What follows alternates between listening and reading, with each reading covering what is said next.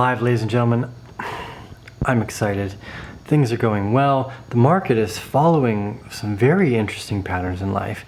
And today, to simplify, I want to go over some of the DeFi sector, as we had mentioned about a month ago, that its positive rebounds were quite a bit higher than most of the other parts of the sector. And what we were looking for was an automatic rally. We're going to take a look at Bitcoin, Link, and Ethereum, as they are our main operators in this ecosystem. And from there, I'm going to make some conjecture again at the end of the video to stick around for the DeFi stuff. So with that in mind, let's just basically dive into the charts. Okay, so I like to do this stuff daily because repetition is one of the greatest ways to get a handle on what it is that you're doing. So when I show up and I'm trying to figure out where I am in the markets, I'm starting on the daily. I'm looking at multiple years in my time frame, because this way I can be calm. I don't have to look. If you look at the 1 minute chart, you're going to give yourself a brain hemorrhage hernia. You're going to give yourself a brain hernia. Brain aneurysm, that's the one. There we go. The point of this is, if I'm always stressed out because of these changes that are happening frequently, like on a day-to-day basis, oh my god, Wi-Fi is up 100%, Aave is up 100%, I lose the motive to make one really good trade that's sound, follows the strategy, and plays by the rule book. So on the daily time frame here, what we've been doing is studying the Wyckoff method. So what you can see is in the left-hand side, we've got what's known as the accumulation area, and then the distribution area, and then the buying climax. This is where distribution came in. So in 2017, when we came from $20,000 all the way back down to $3 grand, this was a long period of what's known as distribution in what we're studying. This area here, this was known as distribution. And this final selling climax was a very important part because it changed into an automatic rally. So what I want to do as we look at things like Wi-Fi are look at these as most likely the start of a new trading range. So I'm not going to get excited and jump in the bus for anything like this, but yesterday in the private group we were watching these pennants. We've been watching them on both Ethereum, Link, and Bitcoin, so we'll go over this, but here we saw the one in Wi-Fi breakout after another bottom. So what's important again here is that on the daily we can see that there's a much bigger story going on, and I can potentially assume that what we're witnessing is our first automatic rally after a selling climax. So if we go back to Bitcoin and we take a look at Bitcoin's price on the daily, and we again put that whole time frame into perspective, what we're looking for is a selling climax and your first automatic rally coming out of the gate. This is going to give us a clear indication for how we're going to play the next parts of the market, because trust me, I'm interested in Wi-Fi, Aave, Band, all these other plays, but I'm more interested in them after the hype calms down. That's why we waited for the entire time they went down and had their first automatic rally before they interest us. Now we're still going to be more patient because they're going to most likely come down again and form a new trading range, and then that's when we can start to make much more educated decisions on how we want to play in the market. So I'm not hyped out on Wi-Fi or Aave right now, even though they've gone up 100%. I'm much more interested in my long-term story. So with Bitcoin having finalized its SOS, you know, again, there is still a potential for upwards of $17,000. We've talked about this many times, all the way since back here at $10,000. I stand by this assertion. I feel quite confident in this method. It does have failure points. Always use a stop loss. That's a key point to trading. This is not financial advice. Do your own homework and due diligence, but this seems to work really well. So what we're looking for Bitcoin, even if it goes up here, we're looking for a new trading range to form. Something like this would be really nice to see, kind of a rising gradient bottom. I would even suspect that. So when we're using the whole market as an indicator, we'll start to mark the total market cap as well, because it's a very, very interesting story. Here we can see the same thing that we were witnessing in Bitcoin that we were witnessing in Ethereum. Accumulation and then distribution, followed by this buying climax area here. Coming to distribution, the selling climax, your first automatic rally, and then a breakup, and then the formation of a trading range for a new area of accumulation.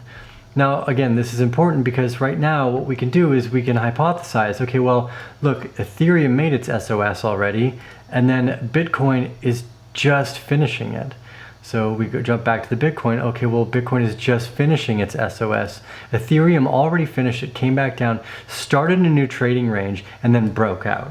So I'm really, really interested in Ethereum right here, and I've been building into a long position since 380 and 390 at the top of this box. So again, for those of you that are in the private den, you'll be studying along with us here. What we're really looking at are these bigger time frames. I've got an extension in my mind that I'm targeting from the first entries of around 546 for the 2618 on my Fibonacci extensions. Unimportant. Again, I made my entries at the bottom of the box here at this backup phase after this SOS. So this is a smaller scale version of the same thing that we're looking back on this bigger time frame. This is what's known as reaccumulation, but you're seeing a lot of the same characteristics. So again, if I take the 3MA off here, it'll be a little cleaner. You can see what I mean. So here's the trading range, here's the SOS, and here's the backup phase. The same way this is the SOS, and then this is the backup phase. These are fractal in nature because we are literally charting human nature. That's the end point of this.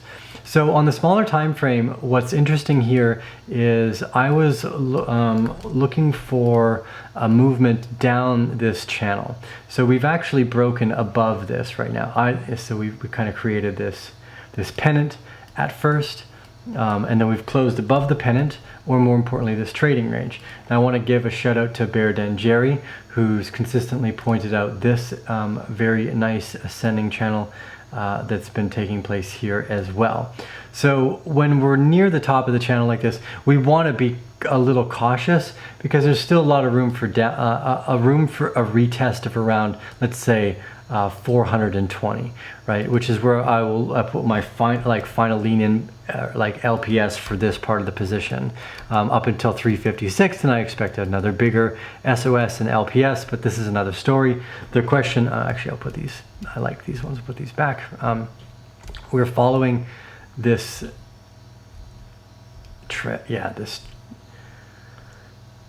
it's a pennant. And this was a downward channel. So here you have the downward channel. I'm just going to roll with this. Here you have your downward channel, and here you have your pennant. So I'm much more interested in this downward channel. That's what I was looking for, a potential break before we were to go up.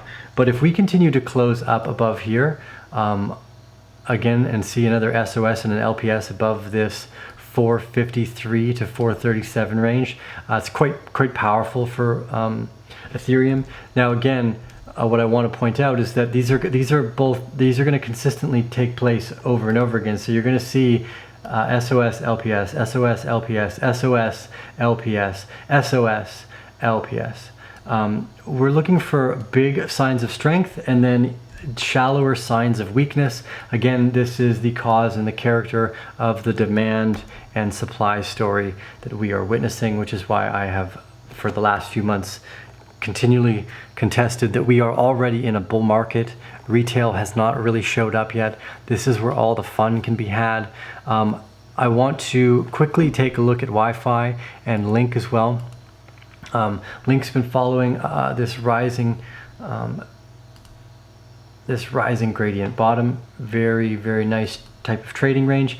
Again, remember that the rising gradient bottom is actually still drawn through a horizontal trading range effectively like this.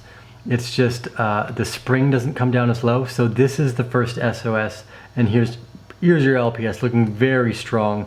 I am looking for much bigger moves in Link.